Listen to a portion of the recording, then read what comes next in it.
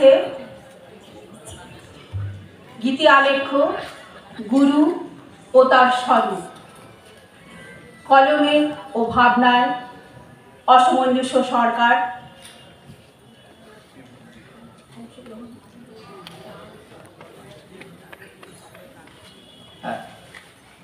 সঙ্গীত পরিবেশনে সঙ্গীতা চাকি, অন্বেষা বিশ্বাস, দেবযানী মিত্র, দেবাংশু চাকি, অনন্যা বিশ্বাস, শুভাঙ্গী দাস, মিতালি ঘোষ, শুভ্রা চৌধুরী ও ডলি দত্ত। জয় গুরু। গুরু ব্রহ্মা, গুরু বিষ্ণু, গুরুদেব মহেশ্বরা, গুরুরেব পরম ব্রহ্ম, তস্मै শ্রী গুরবে নমঃ। গু শব্দের অর্থ অন্ধকার এবং রু শব্দের অর্থ নিরোধক বা নাশক। যিনি অন্ধকার দূর করেন, সংশয় দূর করেন, তিনিই গুরু। ভ্রু মধ্যে যাকে দেখলে সর্বসংশয় দূরে যায়, তাকে দর্শনেরই নাম গুরু দর্শন। সত্য গুরুর আবির্ভাব আছে তিরোভাব নাই। গুরু জ্ঞান স্বরূপ, তাহার মৃত্যু নাই। গুরু প্রেম স্বরূপ, তাহার ধ্বংস নাই। গুরু আনন্দ স্বরূপ, তাহার বিলয় বিলোপ বিনাশ কিছুই নাই। তিনি অনন্তকাল ছিলেন, তিনি অনন্তকাল আছেন, তিনি অনন্তকাল থাকিবেন।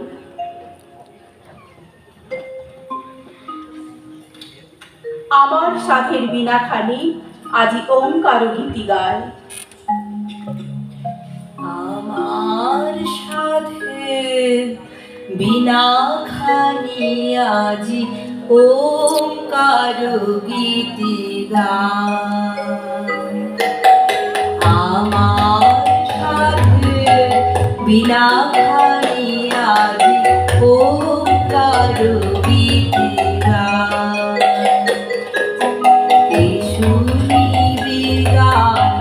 আমার নিকটে আয়,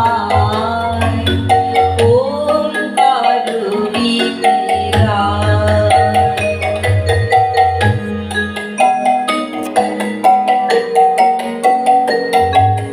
যার যত আছে কোটি জনমের পার,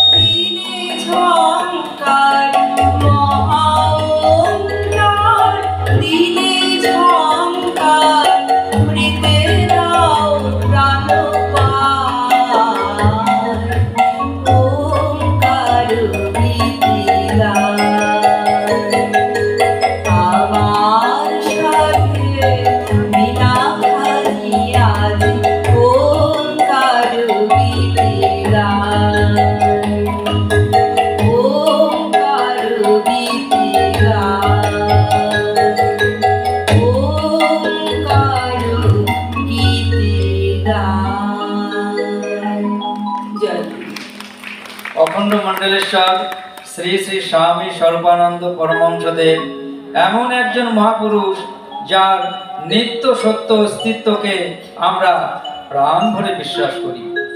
অতীতের দার্শনিকেরা বিশ্বাস করতেন মানব জীবন যন্ত্রণাময়, দর্শনের উদ্দেশ্য হলো মানব জীবনের মুক্তি। কিন্তু বর্তমানের দার্শনিকেরা বিশ্বাস করেন পৃথিবী মায়া নয়, যন্ত্রণা নয়, পৃথিবী সত্য এবং মানব জীবনও সত্য।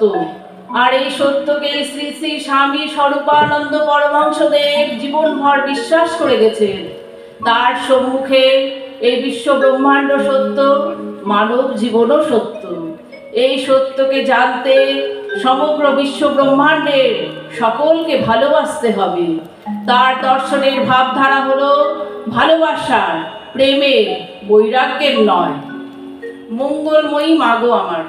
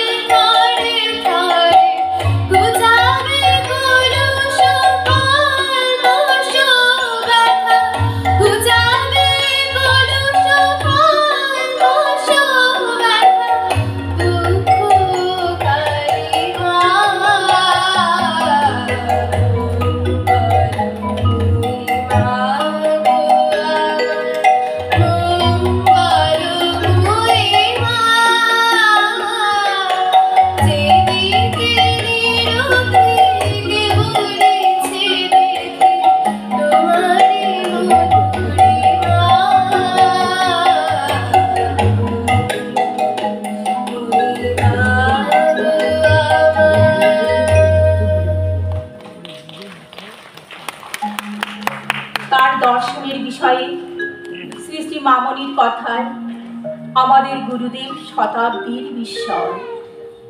কথাটা এক কণাও অত্যুক্তি নয়।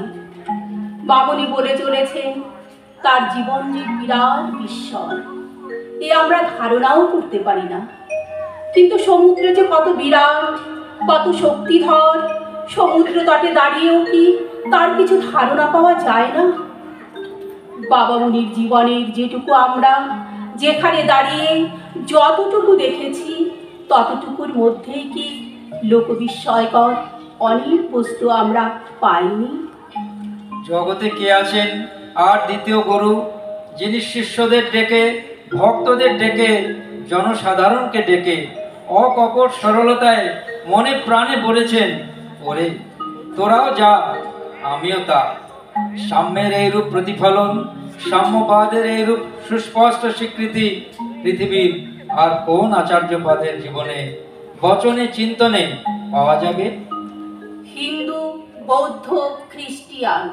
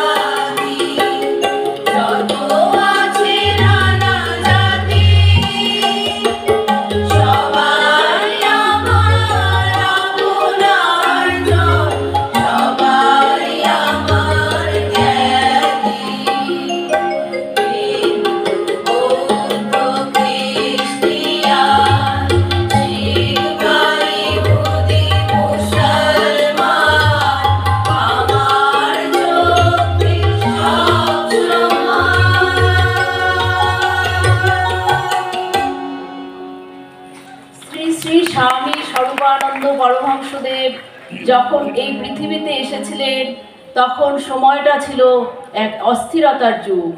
জন্মের কয়েক বছর পর কিশোর বয়সকালে শুরু হয়েছিল বঙ্গভঙ্গ আন্দোলন।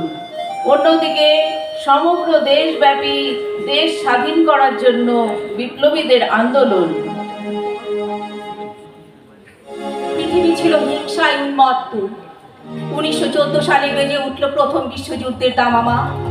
এরপর সেই কালান্তর 1919 পাঞ্জাবের জালিয়ানওয়ালাবাগের হত্যাকাণ্ড। সেদিন ভারতবর্ষের আকাশ সব দিক দিয়ে ছিল মেঘাচ্ছন্ন। তারই মধ্যেও মানব কল্যাণের কাজ নিরলসভাবে নীরবে নিভৃতে করে গেছেন বাবামণি। তার ভেতরেও ছিল এক বৈপ্লবিক সত্তা, ঠিক যেমন শ্রীমদ্ ভাগবত গীতায় ভগবান শ্রীকৃষ্ণ অর্জুনকে বলছেন, ক্লৈবং মাস্ম গম পার্থ নৈতৎ তৈপপদ্ধতে শূদ্রং হৃদয় দৌর্বল্যং তক্ততিষ্ঠ পরন্তপ। হে অর্জুন, ক্লীবভাব আশ্রয় করিও না। এইরূপ কাপুরুষতা তোমার শোভা পায় না। হে শত্রুতাপন, হৃদয়ের এই তুচ্ছ দুর্বলতা ত্যাগ করিয়া যুদ্ধার্থে উত্থিত হও। চট্টগ্রামের জালালাবাদ পাহাড়ে যে সকল বিপ্লবী যুবক ইংরেজি 1930 সালে ইংরেজির বুলেটের মুখে নিজেদের বুকের তাজা রক্তাঞ্জলি দিয়েছিলেন দেশমাতৃকার চরণে, তাদের অনেকেরই ছিল এক হাতে রিভলভার আর এক হাতে শ্রী শ্রী বাবামণির লেখা কর্মের পথে বই। তাই ইংরেজ পুলিশ শ্রী শ্রী স্বামী স্বরূপানন্দকে অন্তত 4 বার কারারুদ্ধ করেছিল। তোমার হোমের অনলে যাহারা আহুতি আর দাহিবে প্রাণ, তাদের কণ্ঠে কণ্ঠ মিলায়ে গাহিব তোমার গান।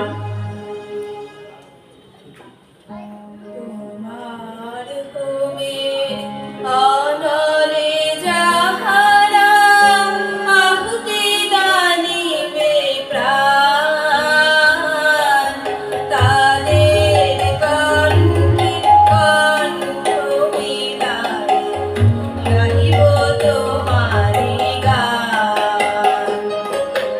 তোমার হোমের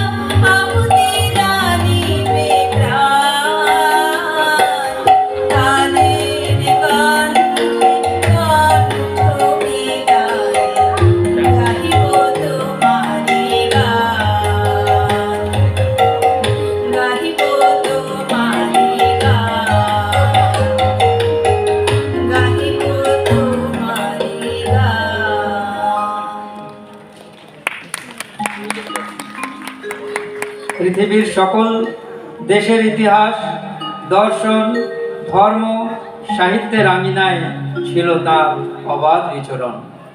জীবনে এমন কোনো কাজ নেই যা তার জীবনে তিনি করেননি। কখনো মোটে, কখনো মজুর, কখনো লোকগুরু, শিক্ষক, চিকিৎসক, সাহিত্যিক, কখনো রাজমিস্ত্রি, কখনো বা সঙ্গীতজ্ঞ। কর্মের এত বৈচিত্র্য, এত বৈপরীত্যের সমাহার এক জীবনে সত্যি দুর্লভ। চিঠি লিখেছেন চলার পথে সামান্যতম অবসর মিললেও। কাজ করতে করতে কাজের ফাঁকে 4-5 জনকে ডিকটেশন দিচ্ছেন একই সঙ্গে। কন্টিনিউটি কোথাও ভাঙেনি। পরিব্রাজক সন্ন্যাসীর কাঁধে মাধুকরীর বদলে হাজার মানুষের চিঠির বোঝা। কত চিঠি যে লিখেছেন নিজ কুকি রিয়াং উপজাতি এলাকা, দুর্গম পাহাড়ি অঞ্চলে। বাবার স্নেহ ভালোবাসা নিয়ে সেই প্রত্যন্ত অঞ্চলে সেসব চিঠি পৌঁছে যেত। শ্রী শ্রী মামুনির ভাষায় বাবা যে কত চিঠি লিখেছেন তার কোনো হিসেব নেই। আমরা চেষ্টা করেও একটা ছোট্ট ভগ্নাংশের বেশি জোগাড় করতে পারিনি। বাবার চিঠিগুলি সংরক্ষিত হলে তা বাংলা সাহিত্যের অমূল্য সম্পদ বলে বিবেচিত হতো। সেদিন কিন্তু শ্রী শ্রী মামুনির গলায় বেদনার আভাস ছিল। নামের আজ বান ডেকেছে, আয়রে ছুটে আয়রে আয়।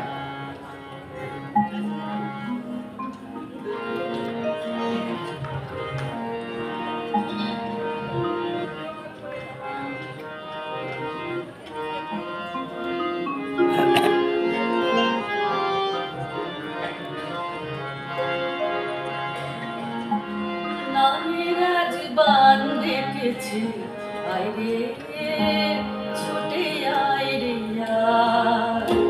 নামের আজ বান ডেকেছে, আয়রে ছুটে আয়রে আয়।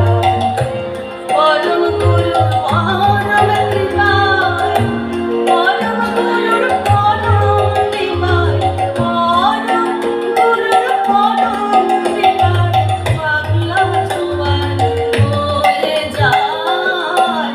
নামের আজ বান ডেকেছে, আয়রে ছুটে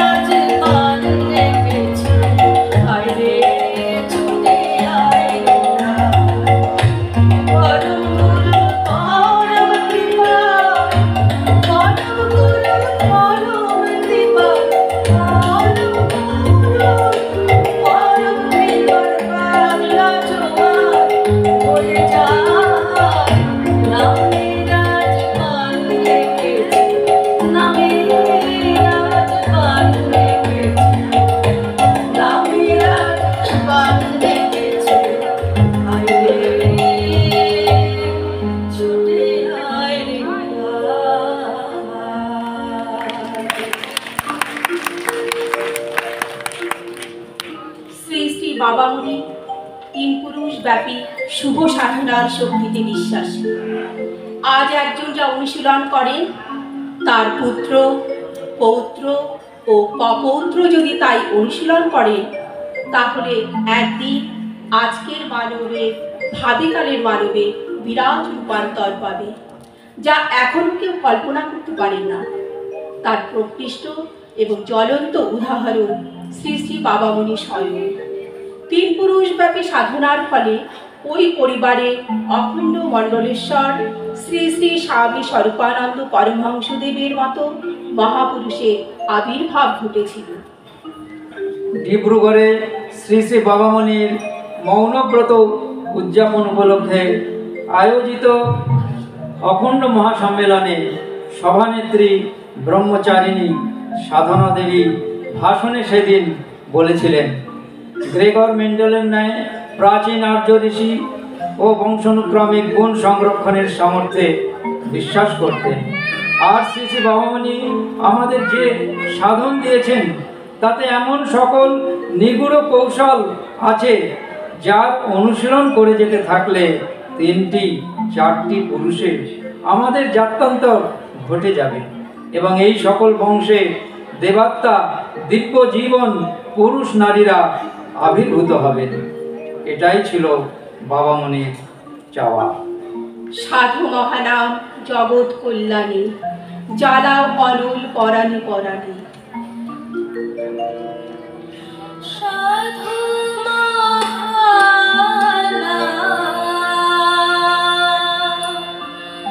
জগৎ কল্যাণী, জ্বালাও বাস কয়টা পর্যন্ত? ওই অটো নিয়ে যাবো।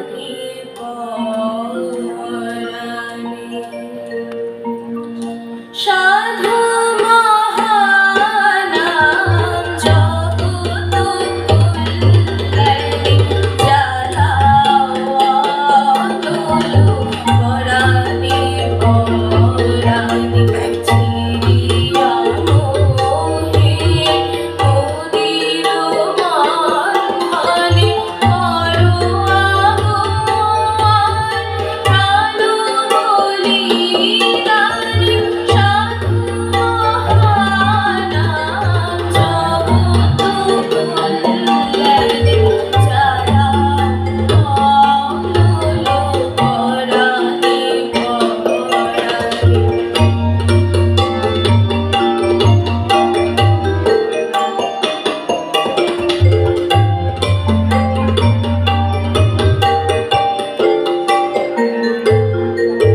সুখের কামনা প্রাণ ভোলাইয়া, সলিল নাম ছাইয়া। সুখের কামনা প্রাণ ভোলাইয়া,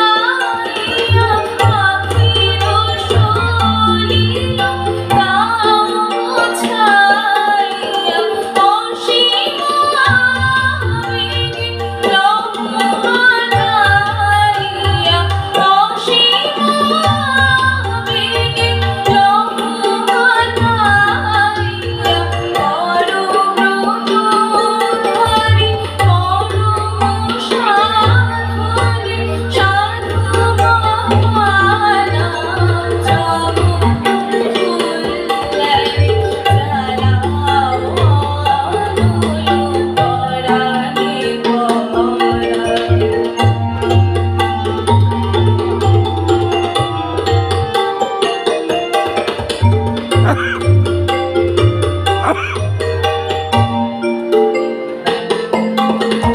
সাধু যদি নাম করি দৃঢ় মন, জড় দেহ মাঝে চাহিবে জীবন। সাধু যদি নাম করি দৃঢ় মন, জড় দেহ মাঝে চাহিবে জীবন।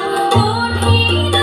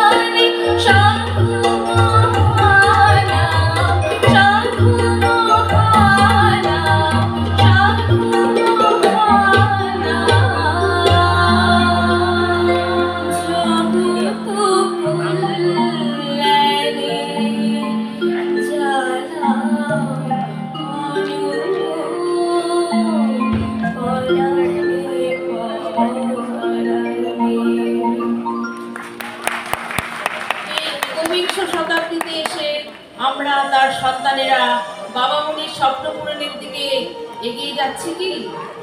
কেননা শ্রী শ্রী বাবা মুনি নিজেই যে বলেছে, অন্তরের অভিপ্রায় মুখের কথার চাইতে অনেক অধিক শক্তিশালী, অনেক অধিক দ্রুত ধাবমানক্ষম। মুখের কথার চাইতে প্রাণের কথার দাম বেশি। সহস্র যোজন দূর থেকে যে তিনি আমাদের সঙ্গে আছেন তা তার নিজের ভাষায় বলি। তোরা যদি আমার কাছ থেকে 1000 যোজন দূরে বাস করিস, আর আমি যদি মনের শক্তিতে দূরত্বের এই বিরাট ব্যবধানকে নস্যাৎ করে দিয়ে তোদের কাজ করতে পারলাম, তবেই তো কাজ করলাম রে। প্রণব কুসুম আজি ফুটিল বনে।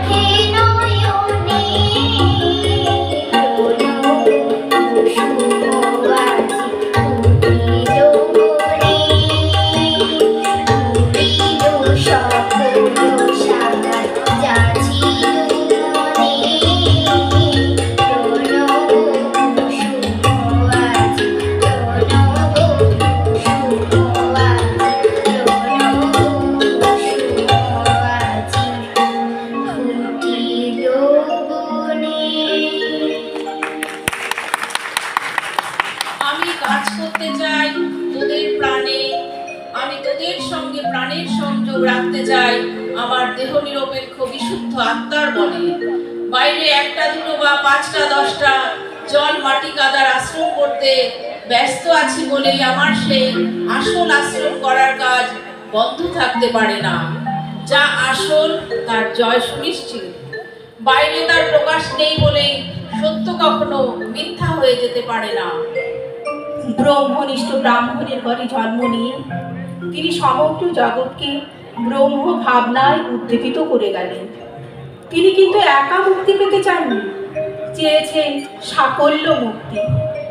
এই বিপুলা পৃথিবীর নিরবধি কালের মধ্যে শাশ্বত আসনে অধিষ্ঠিত থাকবেন ওঙ্কার বিগ্রহ। জগতের সকলের তরে তিনি তার মর্মবাণী শুনিয়ে গেছেন, আবার আসিব, আবার হাসিব, আবার গাহিব গান, শুধু বলিবারে পরহিত তরে নিজের গর্ভদান। একলা আমি মুক্ত হতে চাই না প্রাণনাথ।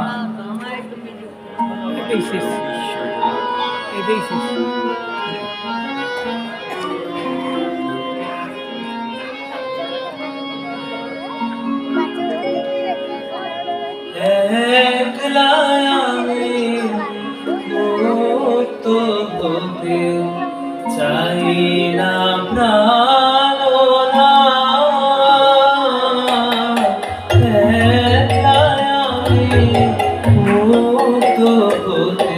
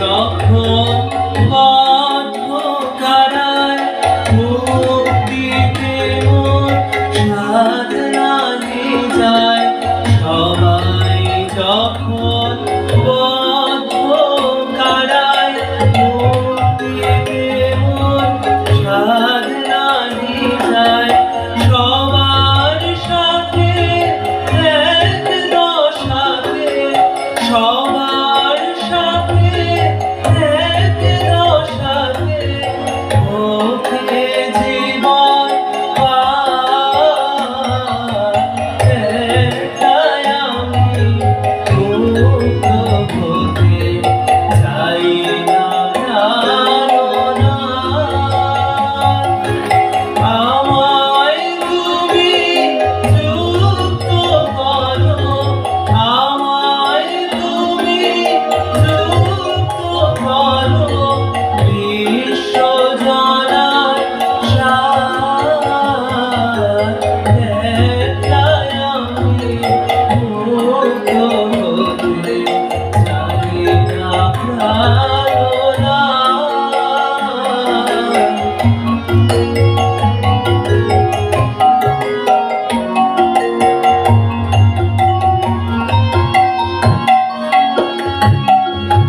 সবার শিকল ছিঁড়বে যেদিন আমার মুক্তি হোক না সেদিন সবার শিকল ছিঁড়বে যেদিন আমার মুক্তি হোক না সেদিন সবাই যখন ব্যথায় অধীর সবাই যখন ব্যথায় অধীর চাই বেদনার ধার একাই আমি মুক্ত হতে চাই না প্রাণনাথ। একাই আমি মুক্ত হতে চাই না প্রাণনাথ। আমায় তুমি যুক্ত করো আমায় তুমি যুক্ত করো বিশ্ব জানার একাই আমি মুক্ত হতে চাই না প্রাণনাথ। একাই আমি মুক্ত হতে চাই না প্রাণনাথ। একাই আমি মুক্ত হতে চাই না প্রাণনাথ।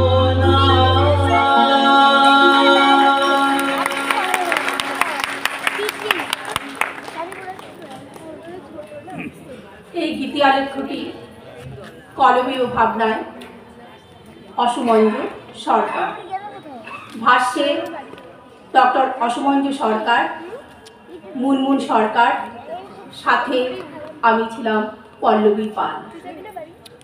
কোরাসে যারা ছিলেন স্বস্তিকা মিত্র, উমা দাশগুপ্তা, সঞ্চিতা সাহা, রীতা পাল, রুবি দেবরায়, মাম্পি সাহা ও বাণী দত্ত।